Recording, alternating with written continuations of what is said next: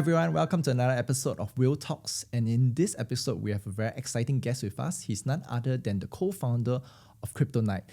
Not Chris, but Ethan this time around, all right? And this time, in this exciting episode, he'll be sharing with us things like the 3 mistakes that people always make when they are investing in crypto, some of the mindsets that you need to have to succeed in the crypto space. And interestingly, he will also be sharing with us why people get depressed during the bull markets in crypto space. Okay, so without further ado, allow me to introduce Ethan. Hey everyone. So I'm Ethan, CryptoKnight co-founder, together with Chris as well. Yeah, we are very glad to have you here. And the last time Chris came, he shared many interesting nuggets and tidbits, which I think a lot of students found value from. So yes, today we are very excited to hear from you again. So one of the things that because I know you a little bit before this whole CryptoKnight thing, right? So I know that you had your own business previously. Yeah. And how did that, I'm just curious, like how did this whole thing get started? How did you started investing in crypto and then end up even running a crypto business, education business? Yeah. I think before I started CryptoKnight, I was running a corporate training business. So I was doing sales training for corporates. And so what happened was that when Chris, around 2016, 2017, he started talking about crypto.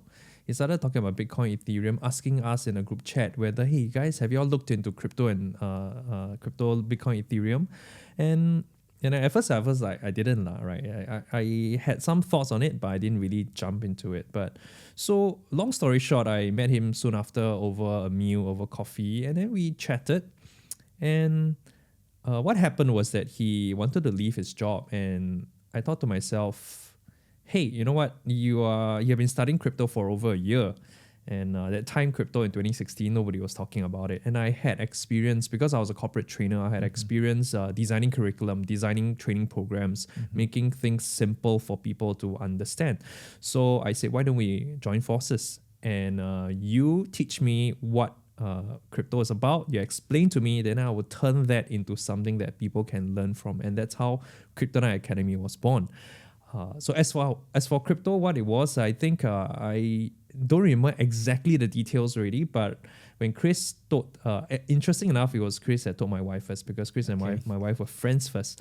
And so he told my wife, and my wife told me about it. And funny enough, even though my wife is the conservative one, she bought Bitcoin before me and Ethereum before me. So I joined in after that. But at the time, I didn't have a lot. That time, I was just a poor struggling entrepreneur at that time. So I didn't invest a lot then. But I remember I bought my first Bitcoin around Sing 4,000 USD 2008, 2009, like that. I think that's when we first started CryptoKnight as well. I see. Then when was the moment? Do you remember the moment where, I mean, most of the time, the people I interviewed, when I asked them, how do you get started on this crypto investment? They were like, just buy a bit, that kind of thing. But when was the moment that you realized that, this is like a real asset? This might be the next big thing. Oh yeah, I think it's interesting when you put it like that. I think a lot of people will think when they see crypto price going up, right? Then they'll think that's real, that's something serious. Yeah. But I happen to think differently, right? I think if we allow price to determine whether something is real or not, then we are missing the point, and we are probably like most people. Most people, when they see Bitcoin going up, crypto going up, it must be a valuable asset, that's why it's going up. But I think the right way to think about it is, regardless what price is doing, when in your study, in your understanding of Bitcoin, you kind of realize that, hey, this is something that is a good technology. And that's where investors really make real money, right? Not when they wait for the price to go up and then they think it must be something good, but rather, even when nobody is talking about it, you study the asset class, and then you begin to understand what it's trying to do, and you understand the thesis when you first buy. So that's regardless of price. So when I first studied Bitcoin, and the more I read into it, and the more I understood the macro backdrop in which it was created, which was a response to monetary inflation, I knew that it made sense, right? It made sense, and therefore you should just get it regardless of price. And so of course the conviction paid off. A few years down the road, you saw the price, and even price today, it pays off. But really, that's one of the secrets of great investing, is to see great investments before the crowd sees them, right? So I think it was real to me the moment I bought it. Wow. So you're one of the few that really, I would say, research into what you're buying to better understand it. Yeah. So since the moment you bought it at like 4,000 plus, you held it on all the way. I held on to Ethereum more than Bitcoin, but I think yes, I've held most of it all the way, through ups and downs. I did exit in 2020. Maybe I share a bit of that story as well. Okay. It was a mistake I made in 2017, and what happened was that in 2017 I first bought Bitcoin, Ethereum, and like many newbies in the space, when you start. That time in 2017, ICOs were heating up. People were launching new projects and all that. And altcoins were seeing like 100% gains in a day. So like many newbies at that time in 2017, I fell into the trap of over-allocating into altcoins, right? So I started changing my Bitcoin, Ethereum into all these altcoins. So when the market turned against me, I was left with very little Bitcoin, Ethereum, but a lot of altcoins that went to zero. So I realized that that's the mistake that most newbies make even today, right? Is that they see the attractive gains in altcoins and then they start thinking that, why do I want to hold Bitcoin, Ethereum? I should just go into all these altcoins. But when the market reverses, it just turns on them. So I didn't hold true, and I was traumatized by that crash. Okay. But it was when I re-entered that I learned the lessons. Okay. So even in this cycle, I know in 2025, the markets actually did very well for me, and even for Chris as well, I believe. But I know of people that are not inside CryptoKnight that I just heard one the other day. This guy, his portfolio dropped 70% in 2025. 2025? Yeah. Wow. He also it was a bad year. I'm like, why is it a bad year? I made a lot of money that year. Okay. But I realized why he over-allocated the altcoins. So I think that's why I think with CryptoKnight we have our certain frameworks that we use. With our 433, for example, we teach our students that so that they don't make those kind of mistakes that I made in 2017 and people like that outside are making today. So I didn't hold true. But I learned my lessons, and so even for 2020 onwards, I learned how to preserve my capital and by primarily keeping this allocation so that even like in the past year, I was making money as well. Yeah. It's amazing because I mean, even as we run CryptoKnight together, right, I can see that CryptoKnight, a lot of the lessons are basically the previous mistakes of you and Chris and all the trainers that kind of compiled together. Yeah. So maybe, I mean, since we are talking about mistakes right now, right, maybe you can share like what are 3 common mistakes that you always see beginners make on, like, I mean, you previously you're saying over-allocation, right? And that was from a very personal lesson, but what are the other 2 mistakes would you say? Yeah, okay, great. Let's maybe we jump a little into allocation first. So number 1, allocation, why does it happen? You have to understand it from a psychology point of view. Like, why does it happen? It's because, right, in a bull market, right, naturally, when you hold Bitcoin, Ethereum, let's say your Bitcoin, Ethereum goes up like 20-30%, but your altcoins are going up 50, 60, 80, 100%, 200%, even 10x, 100x. Naturally, your mindset will be thinking, hey, why do I want to bother with Bitcoin, Ethereum? It's just going up so slow compared to all these altcoins. So why don't I put more into those altcoins and get a 10x? Then maybe I will allocate back into Bitcoin and Ethereum. So that's the mistake of over-allocation, that you FOMO, you chase the ones that you think will do better. But these, of course, when they go up fast, they also go down fast, right? This is a bad strategy because you don't preserve capital. And in crypto, capital preservation is everything. So when you over-allocate, you end up not preserving the capital you need if the market turns against you. So that's one of the things that I think the first mistake that most people make. Okay. I think the other mistake that people make is, let me think about it. I think it's that that's the other end of the spectrum, which is, I don't want to do anything, right? Market go up, it's too expensive. Bitcoin's so expensive already at 100K. I hear this quite often. Yeah, yes. Too expensive already. Like, should I bought it when it was 8K? Now it's too expensive to buy. When the market drops, wow, so scary. Market is going to drop. It's already at 80K. What if it drops down to 30? Drops down to 60, 50, 30K. Wow, cannot. I don't want. So you see, the other mistake is you are given into either this fear, I'm buying too high, or market's turning against me, so I don't buy. But why is this happening is, once again, going back to the first point, that you never knew what you were buying in the first place, which is why it feels risky, because you don't know what you are buying. So you let price determine your narrative. Oh, it's so expensive. It's too.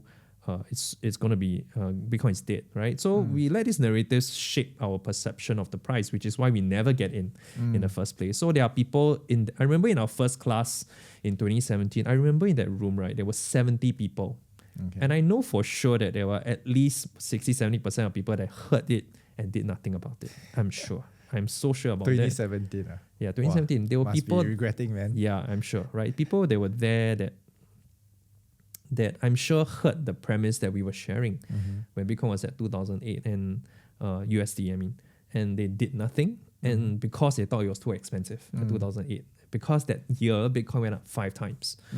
So they think, yeah, too expensive already. Like, Bitcoin went up 5 times, like cannot already, right? They never got started. So 7 years later, they must be regretting, right? They must be regretting that they never got started. So I think that's the second mistake that people make, that they let maybe the narratives of the main headlines determine what they should do without actually researching what they are buying, right? So I think that's another mistake that a lot of people make, right? Let me think of another mistake. I think the third one, the most common one. I think the third one is a false sense of safety. I think a lot of people always ask like they don't understand the space well enough to understand this is the Wild Wild West, right? That this is a Wild Wild West, which means it is like when you say Wild Wild West, it's actually a reference to the Wild Wild West of California before it became the Golden State, the city that we see today. It was when the people from the east migrated to the west to search for gold. So the Wild Wild West was a place without law. It was a lawless place. It was a place that didn't have rules, that it was maybe survival of the fittest. And so, but people still went there because there were prospects of gold. People could find prospect for gold over there. That's why they wanted to go over there. But it was not a place that was governed by a fair rules, you know. So the thing about mistake that most people make when they come in from the traditional market into such a market is to think, oh, government will protect me. Oh, there's insurance. Oh, there's a hotline to call if something goes wrong. There's somebody that will protect me. Right? So they use that mindset to walk into this space. And that is a mistake in itself. They think that, so as a result, they become careless. You know, like for example, you know, recently with, not recently, a few years back with the OCBC hack thing, and like, you know, people had phishing links and then they end up losing money from their accounts, and OCBC, you know, refunded these people. People go in the mindset that somebody will protect me, somebody will cover for me. But when you walk into the space, you cannot have that mindset. You must have the mindset that you're in the Wild Wild West, nobody's going to protect you, nobody's going to cover for you. Therefore, you must practice a certain level of vigilance and diligence when you are making transactions or when you're clicking on links and all that. And that's not common to people who are used to having some backing or protection from our authorities and government. So as a result, they make careless mistakes. They click on links when people just post, oh, click on links. Or they press this, oh, somebody tell me to do this, I go and do it. And they get scammed. And they think, oh, it's crypto's fault. It's crypto. Crypto's a scam, right? They make the false association. But actually, they don't realize that terrain has changed when they move over there. So they walk in with a false sense of safety, and then they get upset when they find that nobody's actually backing them. So I think that's another mistake that many newbies make. And that's where, again, the value of mentorship comes in, when we tell people, hey guys, this is not a safe space, and therefore you allocate your capital accordingly. You play not more than 10%. If you're maybe older, but younger, you can go up to 20, 30, sure. But that's the kind of things that we do. We tell people, we inform people of the terrain they are in so that they understand the level of vigilance they need to walk into that space. Yeah. Okay. I think that's why, I think this is very interesting, because once we know that it is dangerous, then I think people will naturally look for education or look for someone to guide them rather than like, oh, this is just another asset class. Let me come and play and test around. Okay, wonderful. I think at this point of time, I'm very curious at the back of my head, right? Because I mean, since you're in the crypto space for so long already, you must have some amazing wins as well, right? Can you share with us the moment where maybe your first win or your biggest win, the one that you're like, wow, this has the potential to be life changing. Do you remember what was it? And for sure, maybe I can share two. Okay. I think I restarted my crypto journey roughly in 2020 when Chris was nudging me about DeFi, decentralized finance. That was in 2020, 2 years after the market crashed, right? And that time I was a bit like, maybe I don't want to touch it anymore. Like I was quite traumatized by it. Even though I was still supporting Chris in the background, I was still like helping him with the curriculum and all that. But personally, I was quite burnt. Right? So my portfolio went from 45K to like 5K, like in a matter of months. So when he nudged me to restart, after three nudges, he told me that he was making 5K a day. I'm like, serious or not? I don't want to do this again, But I did it after the third prompt, and I got back into decentralized finance, and that was roughly in September, 2 or 3 months before the narrative began to heat up. So I bought into this token called Aave, and so that token was at $50 when I bought it.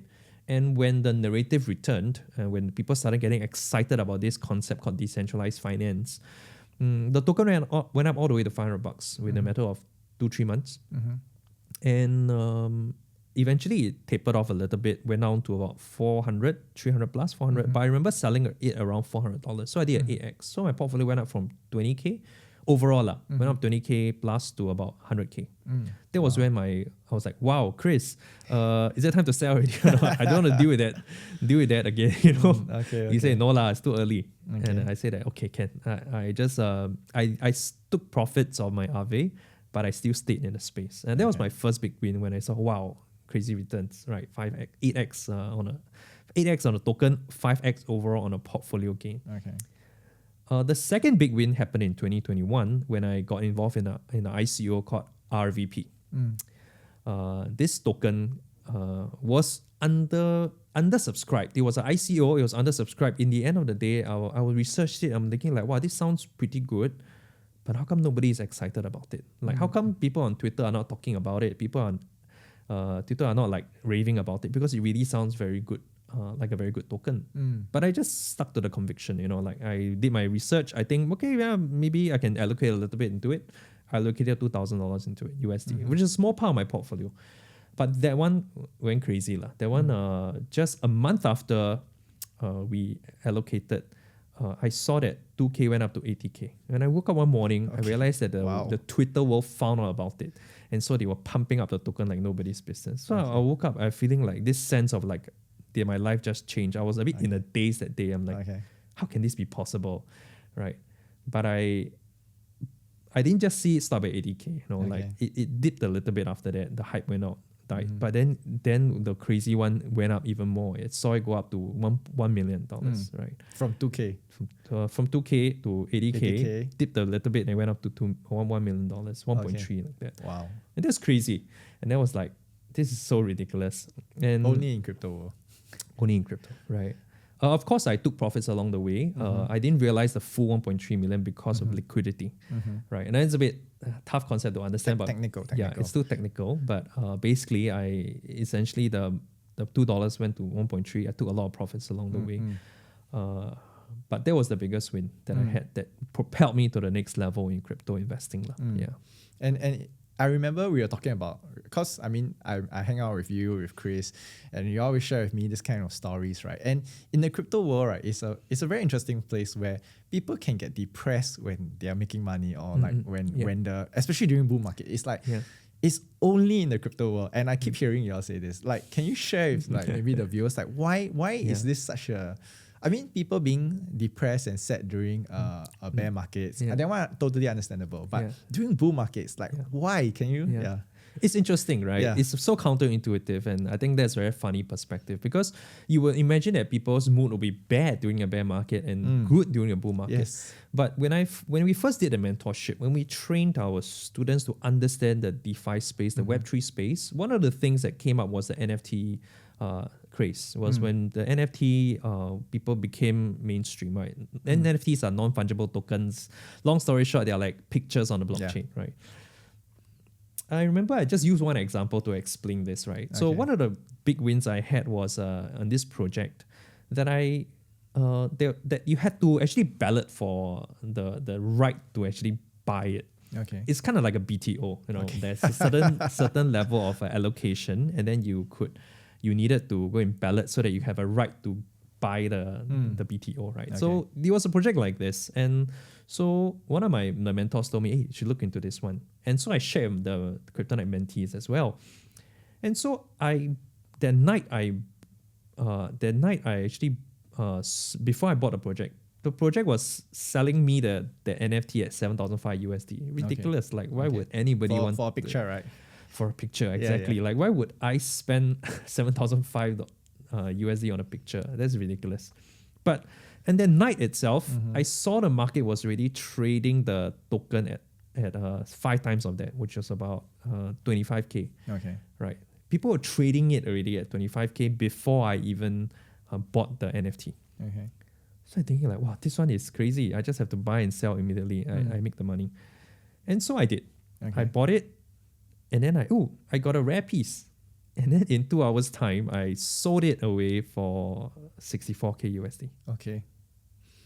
Now you'll be thinking 7.5 to 64K okay. In 2 hours. Crazy, right? And you would think that I'll be very happy. And I was happy that night. Okay. I was pretty happy. But 1 week later, I was depressed. Why? You can guess. The price went up even more. I could have sold it at about 125K, right? Oh, okay. If I waited a week. Okay. Right. So that's why I felt like, wow. So the emotion, the regrets, came anyway. You must imagine that this guy just turn the 7.5K to 64K in one night. Okay. And he was depressed because he could have made more if he waited a week. So imagine that psychology right now. I'm dealing with it like, I could have made more. But I didn't because I sold early. And so I had to talk to myself about it. And say, you know what? It was a cost. I had to balance it, if the price was at 64K, but I didn't sell and it dropped back to 7.5K, would I be more depressed if that happens, or if I sold and then the price went up?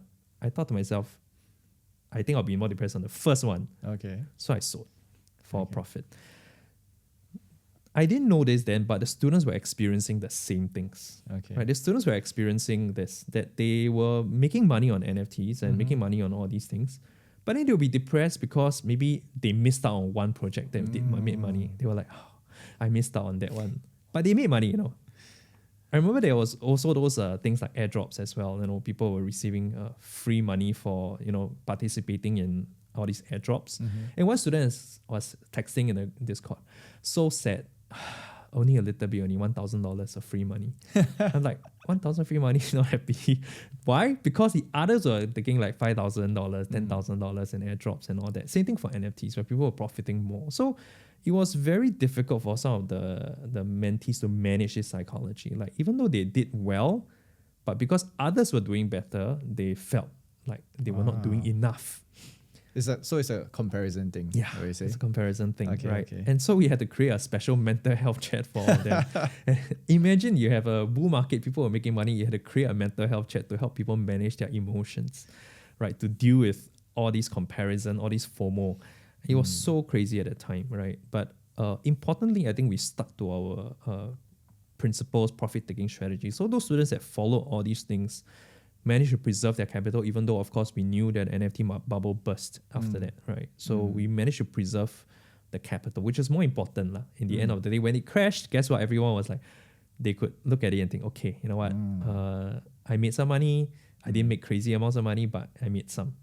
So I think that was more, in the end, ironically, when the market went down, they were more like, they returned to a more normal state. Okay. Yeah, but this is what the market can do to you. Yeah, I see. So will you say that crypto investing and crypto trading, it's very much an emotional management game, even more than maybe an asset portfolio allocation kind of game? Will you say it's like the emotion part? Because it sounds like it's even in times where you cannot go wrong, right? Like the bull market, it feels like people can just like, people are upset, people are depressed, emotional damage, right? Yeah. So, do you think this whole crypto thing is mainly besides more than a financial management thing, is an emotional management thing? Oh, for sure. I think it's not just a question of intelligence; it's a question of self-mastery as well, which is what we talked about, in our group. And it's about mastering your emotions, learning how to manage and talk to yourself in such a market, whether it's a bull or bear market. Learning to talk to yourself so that you understand what's the right thing to do. Of course, at CryptoKnight, we build systems around it. We build systems around it, but often we find that people tend to like, hey, I want to do it my way because I think I know how to do better. And they, of course, they end up often in trouble.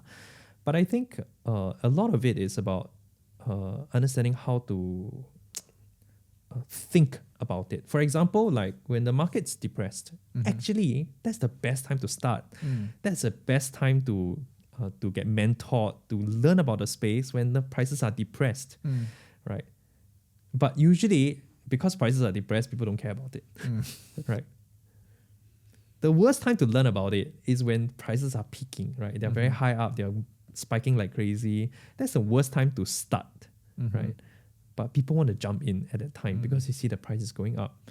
So it is really a psychology to tell yourself to be patient when you see the market going up. Say, okay, you know what? Okay, prices are going very high already. Let's wait for a little bit for a dip before we re-enter. When everything in you is saying that, no, I just jump in now because the market is going up, right? And likewise, when the market is down, everything in you is saying that, wow, market is going to crash. Bitcoin is dead already. But it takes mastery of self to say, you know what? I studied it. I understand it. It's a great price to enter. So a lot of it is really mastery of self, right? To know how to govern your actions from the way you think. That's the key to the game as well. Okay, I just want to dive in a little bit deeper on this self-mastery part because with regards to strategies, I mean, just now you talked a little bit about the portfolio allocation, but I think for strategies, I'm sure CryptoKnight Academy take cares a lot about that part. But I always feel that the mindset, the self-mastery part, this one is harder to teach, and most of the time, most people are not so interested about it until something happens to them or something happens to their portfolio. So can you share with us maybe one or two things that you learn about yourself or you gain more mastery during your journey of crypto investing? Because I feel that money always reveals things about ourselves as well, and more than just the strategies, the tactics, the trading things, right? That mindset is very important. Yeah, maybe you can share some. I mean, how often do we get to talk to a co-founder and hear their story? So yeah, can you share with us some mindsets and some mastery things that you learned about this? I think one thing I really learned, I think, is the voices. Learning how to manage the voices in your head. The voices form narratives in your head, you see. So when let's say you look at a market doing a certain thing, what we must understand is that narrative follows price as much as price follows narrative, if you know what I'm trying to say. Like when you see people see price going up, they will form a story around it to say why price going up, right? But often that story can also cause price to move in a certain way as well. So this story is a story we tell ourselves, whether we should buy or not. So for example, we see Bitcoin going up. We will tell ourselves a story. Oh, because Donald Trump is very pro-crypto. Or because institutions are buying Bitcoin. Or when we see the price go down, we will suddenly say, oh, it's because the OGs are dumping because they know something we don't. We tell ourselves this story to either incite fear in ourselves or to incite FOMO in ourselves to buy or to sell, right? So we must recognize that voice. And we must then, the other part of you must question that voice. Does it make sense? Right? Is this something I'm forming in my head to justify the things that's going on? And does it make sense? Right? So then we have to balance it out as well. And we have to let the other voice, the critique, another critique to critique this narrative that is forming in our head. So I think that's one of the things I learned when it comes to mastery. That naturally when you read the news, you will form this thing in your mind. This voice will start forming and this story will start forming, right? You must have the other part that looks at this story and say, does it make sense? And is this the right thing to do right now? Or is this just something I'm forming as a result of reading the headlines and the news that people are saying? So when you do that, you can develop a more balanced view as to what to do, right? And in fact, sometimes it makes sense to be contrarian to what this is saying, right? Because sometimes I'll look at it and think, hey, does the market understand this already? If the market understands this, has it already been priced in? If it's been priced in, then I shouldn't take action based on that. Or sometimes I listen to this, actually I notice the market has not priced it in yet. So let me take action on it right now. For example, if you're a small group of people saying something about developments in the space, then my next question is, I'll think, is this something that the mass market already understands, or is the mass market hasn't understand it yet? If they don't understand it, we're still early.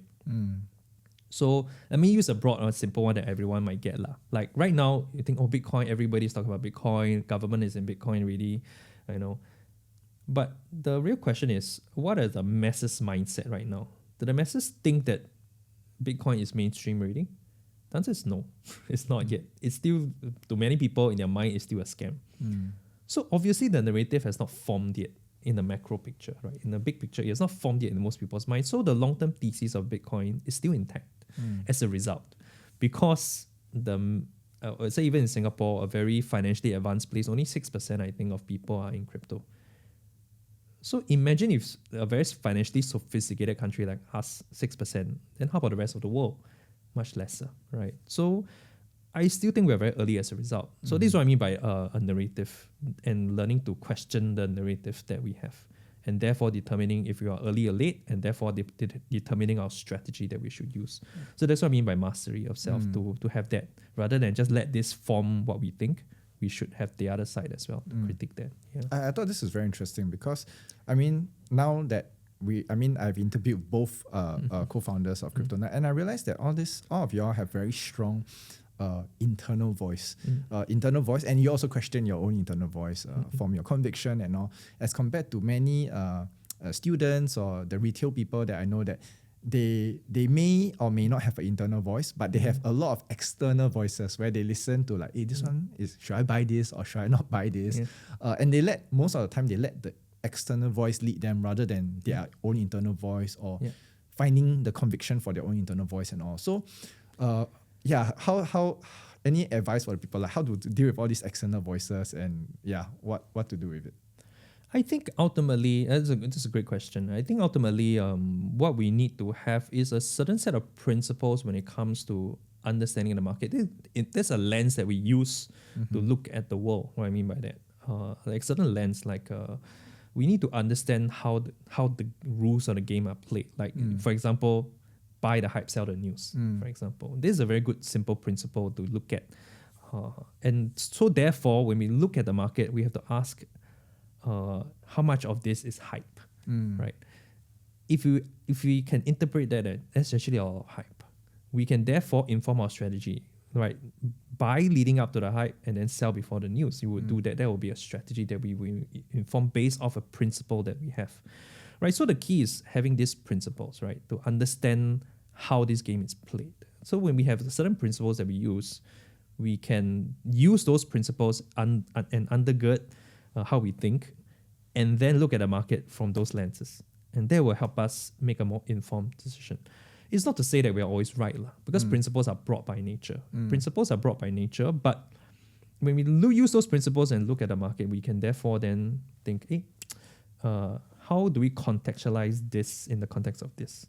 And then from there, we make a calculated decision. I also think, because while speaking to you, you are a person who really do your research. That's why you always say, oh, go research, go find out the thesis, the narrative, then you have the conviction, right? That's why your internal voice is so strong. But for many people, right, number one, they don't do all this research before going in. Number two is they are very much guided by external voices. And external voices can be their friends, their family members, telling, hey, friends, like, oh, this one, I make a lot of money, and then that kind of thing, like, well, how to navigate that space. And then sometimes there are some people who are like, okay, maybe Bitcoin is interesting already, but at the same time, either their spouse or their partners, like, hey, this one scam lah, that kind of thing. So I always feel that there's a lot of people, there's quite a number of people that I know that are quite interested in crypto, but it's the external voices that actually make them not even dive deeper into their research and stuff like that. And I feel it's a pity. I don't know. What do you think about this? Like the external voices, the people around them, their partners actually like stopping them from going into crypto. Yeah. I think, the bottom line, I think it's there's a level of developing your conviction as well, right? Developing conviction comes from your study of the space. I think most people, because of its attention is so scarce right now. Everybody is like involved in everything, interested in everything. Just putting a bit more attention into something that you're researching into makes a whole lot of difference, right? Then it really helps you know things that the market can't see immediately beyond the headlines. So to me, it's I mean, if you ask me, just taking a little bit more time to read into why this thing is something, like why Bitcoin is something or why Ethereum is something, will help you develop a lot more this conviction. And I think that's very crucial. But I think you, maybe it's a personality, I don't know. Yeah. I think you're also quite open to it, right? You when people tell you, I mean, there's many people, I tell them about Bitcoin, crypto, they're like, scam. This means they didn't even bother researching. But I think you were a bit more open, or you, and then you went to do the research. Because most people, if they don't even go past the open space, then they, I was thinking about this analogy before I came here. I just thought to share it. And I think a lot of people, even during our boot camps, the people say, what's the safe thing to do? They like to ask me what's the safe thing to do and what's the safe way to do it? What's the safest thing I can do in the crypto space? I think that's a wrong perspective, right? I know I'm thinking a bit off topic, but I think I'm getting to the point, right? Is that the reason why they think that is because they actually misunderstand the terrain we're in right now. I tell people in the bootcamp that Chris and I are actually conservative investors. People are like, conservative? How can you be conservative when you are teaching crypto, right? By teaching crypto, being in Bitcoin, Ethereum. I say that actually I'm safe because I interpret the terrain, the world, very differently from you. For a lot of people, the world today is the world of yesterday or the world of last decade, where there's a certain order to the world. Like there's a certain way the things are done. So naturally, there's a certain stability in your safe assets like bonds. You buy your stocks and all that. But what I see in the world is a very fast changing. It's like they think the world is like on solid ground, right? It's like things are going to be like that for a while. So therefore, let's stay there. But what I see in the world, my interpretation of the world is a world that is volatile, that's changing. There's like a high seas, right? Okay. So how do you stay safe on the high seas? Well, let's say you're in the sea and then you have a lot of planks. The only way to survive is by being nimble. You have to be nimble in a world where things are changing fast. So I realize that people don't see the world like that. They think there's a safety in the world. There's a certain place you can run to. But as we have seen in the past few months, even with what's happening in the world, things are changing so fast. Even our own PM is like a bit, you can tell that he is like, there's a change. We don't know what's the new normal, but there's changing, right? But people can't see that yet. So in such a world, right, the worst thing you can do, right, is to try to be safe. To try to be safe in such a world is saying that, which plank is the safest? Let me stand on that plank and then I will balance myself in these very rough seas. And that's the worst thing to do, right? The safest thing to do, ironically, is to be nimble, right? To be open to what's going on in the world and to see where the world is headed and changing accordingly, right? And adjusting yourself, positioning yourself accordingly in your assets. And that's how I think about crypto. It's like when I do research on Ethereum and Bitcoin, I see safety in a world of chaos, right? I see because Bitcoin is mathematically like fixed. In a world where governments can print out however they want, Bitcoin or crypto, at least the top few crypto, will represent stability, right? And that's how I see it. And so a lot of people to them is like, this is very risky. This is safe. This is safer than what people think. So a lot of people think like I'm just open to it. I'm not necessarily open. It's in the research and study that I understand that this is actually safer than what people perceive it to be. And therefore, makes a lot more sense than just buying your safe assets as well. So yeah. I see. I love this because I always feel that people's actions and behavior is very much driven by their worldview. So thanks for explaining your worldview to us. I think the whole idea that the world is changing, the world is, and the most important thing is not to flock to safety, but to flock to, or rather learn to be nimble, because safety is found in being adaptable and nimble. Okay, exactly. Ethan, one of the very common questions we got, I think you just now alluded to it a little bit, but people always like to ask, even at the Bitcoin prices now, Ethereum prices right now, are we too early or are we too late for it, right? Are we early, are we too late for it? What's your view on this? I'm just curious. I think, I definitely alluded to it, but I think early or late is always a question of perspective, right? And the thing is that it always feels very late when you are doing it now. And once again, it's a psychology thing, right? It feels late when you're doing it now. Why? Because this is the latest it has ever been. Today is the latest it has ever been. Because the only point of reference you have is the past. So you would have thought to myself, yeah, I should have done it 5 years ago, 6 years ago, 7 years ago, 3 years ago, whatever. It will always feel late when you start. It always feels late. But when time passes over time, 1 year, 2 years, 3 years, 4 years, 5 years, 6, 7 years, and then you will look back and you will think, hey, you know what? It's early. So the question of whether you're late or early to crypto or Bitcoin, just ask yourself, right?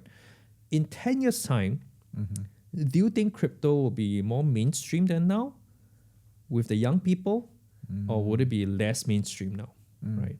I want to imagine the young people who are used to the internet, who are used to exchanging value on the internet, right? Young people are selling skins in games for a few $100s to a few tens of thousands of dollars. They're selling, guns, skins because they look cool. All that they have an online economy. They are used to buying virtual items, right, with real money. So let me ask myself, ask the audience even, like, what do you think is the likelihood of these people being more receptive to online exchange of currency like Bitcoin, for example, digital currency? And my answer is very simple. It's probably yes. As the older generation passes and they pass on their wealth to the younger generation, how much more of this wealth is going to be moved into this asset class? And if you can answer that question for yourself and you think the answer is yes, then we are naturally early. We are very early, right? And so to me, if you are talking about early or late in this spectrum, we are still early, but yet it has crossed a very important threshold, which is mainstream adoption, right? Right now, we look at the biggest hedge funds. The smartest people in the world are accumulating Bitcoin, right? The US government is buying Bitcoin. I think we have crossed a certain threshold already of being too early. In 2017, it was, you could argue it was too early, right? It was a few bunch of us, nerds, geeks, a few bunch of people who was very speculative, believing that the space would see something. But at the time, at most, it was a few startups, some institutions, mostly retail people buying into crypto. That's why we saw the volatile price swings that time, because retail is very fickle, right? But right now, we are looking at largest institutions in the world that are buying. And so I would say that we are not too early anymore. We are at the inflection point, and we are still early enough that if this thing becomes a generational asset, you could be seeing Bitcoin at 1 mil, or above, easy, right? So that's remains to be seen. But I think we are not too early. We are not too late. Okay. So guys, summary, we are early, but we are not too early like last time. Now we are just early. Okay, important. Okay, so okay, wonderful. And just curious, because sometimes when we talk about how much Bitcoin have grown and whether there's still opportunities for profit, right? It's very common that people are like, oh, all the money is made in 2017, 2020, 2021, that kind of thing. But do you still think that, yes, you mentioned that it's early. Are there people still actually making profit in 2023, 2024, 2025, and hopefully 26, 27, 28 as well? Yeah. The short answer is yes. Right. Okay. For as long as the crypto market is volatile, there is tremendous opportunity. People see volatility as a bad thing. I see it as a great thing. Right. In this year, I because of volatility, I turned an asset class. I bought this particular asset. I will not mention which one. I bought it around $20 on average. The price today is at $21. Okay. Right. But because of the volatility of it, right, I 3x that position. Wow. I bought when it was low. I sold when it was high in the bull market. So I exited near the top, and then now it's back at 21. It's because of volatility that I could make 3x. If the price went from $20 to 21 in a flat line, right, there was zero opportunity. You could make 5% on that, and that was it for holding it. But because there was a volatility, I could make a lot of money, 3x from that. So that's what I mean. Like, why are people so scared about volatility? It's great. It's great, perfect. When the price dip like crazy, buy. Price go up like crazy, sell. it's a great thing. So even our students, I've been here from like since 2024, 2025. I remember one student, I'm very impacted by her. Like she is just a 26-year-old, right? She just she made life-changing returns. I remember about 500k USD, right? In Ethereum, a big asset. While people were still losing money and all that, she was making life-changing money in Ethereum in last year, 2025. Wow. And she joined us in January only. Yeah. Last year, January. Yeah, last year, January 2025. Yeah. Half a mil from Ethereum. Just in Ethereum, just by trading Ethereum. So when you say there's no opportunity, I see students like that who just joined us and made this kind of money, and I think you can continue to keep. There is hope, yeah, right? There's hope, and people would think that it's only the OGs that make money, but actually, if you know how to play it right, you have the right system, you make money as well, and not just the young ones, lah. The older ones. I remember some of the students that we worked with, like even the 60 people in their 60s, 70s, they have zero knowledge. We teach them the basics, how to go into the space, and I've seen them, do crazy returns as well, right? 3x on their altcoins and overall portfolio going up by 100k. So these are stories that we're still hearing today. I see. Well, I thought the old guy was quite inspiring, because most people always think that this crypto is too confusing for me, very tech computer. Then they are like, I'm not very good at this tech thing, then I can't do it. But if a 60 plus year old guy can do it, then I think all the young people have no excuses anymore. Yeah. Okay, wonderful. Maybe at this point of time, I wanted to ask, do you have any last words you want to leave with our viewers? Something to inspire them to either get started or give them hope about this whole crypto space? Because I know quite a number of them are still on the edge of this. What will you say to these people? Well, I say that to the audience. I think people like to have conviction first, then they get started. But actually, interesting enough, right? The way to get conviction, right, is actually to get started. When you first buy your first Bitcoin, you buy your first Ethereum, you will develop a curiosity about the space, and then you will start learning about the space as you are invested in it. When you put your money in is when you put your attention in as well, right? If you don't put your money in, right, you'll never see a need to put your attention there. You're like, yeah, never mind lah. Or you put too little, you put $50, then you don't care about it, right? But if you put actually let's say not too sizable but sufficient, you will start developing a curiosity. You will start looking at it every day. You will start thinking, hey, what's going on here? What's developments around it? And that's where you begin to develop your conviction about the space and develop your understanding of the space as you look at your investments. So a lot of people like to think, hey, how do I have conviction first? Then I start, if I know what exactly I'm doing. But the thing is that the real truth is that you are attention scarce. You don't have time. If you don't put your money in there, you will never bother to look. You will never bother to start to look. And therefore, you'll never get started. Wow. So my advice is just get started. Just put a bit first, which is what I did exactly. I put in a little bit first. Not money that will kill me if it goes to zero. And then when I started learning about it, reading the news about it, and that's when I developed a view over time, right? You better develop your conviction, your view over time. And that's where the secret is, right? Wow. People like to put the cart before the horse. They think, you need to have conviction, then you buy. No, the other way around. Do first, then you have conviction. Yeah, it's nice. I think that's great, because if you put your money in, like what you mentioned, a lot of people, because they don't care, then they never put any money in, and then this thing just keeps happening, and then they were like, when it goes up a lot, they're like, I should have, So I think that's great. That's great advice for the audience as well. Put the money in a little bit, right? Don't have to put in a lot, just enough to, who knows, maybe $2,000. I mean, you won't die if you lose $2,000, but if you become like the next Ethan and turn $2,000 into $1+ mil, fantastic, congratulations. So once again, just want to take this time to thank you for coming on to this podcast. We love it, the audience love it as well. So if you guys enjoyed this podcast as well, do remember to subscribe and like, share with your friends if you find it helpful, and do let us know in the comments who would you like us to bring on the next podcast. All right, so cheers.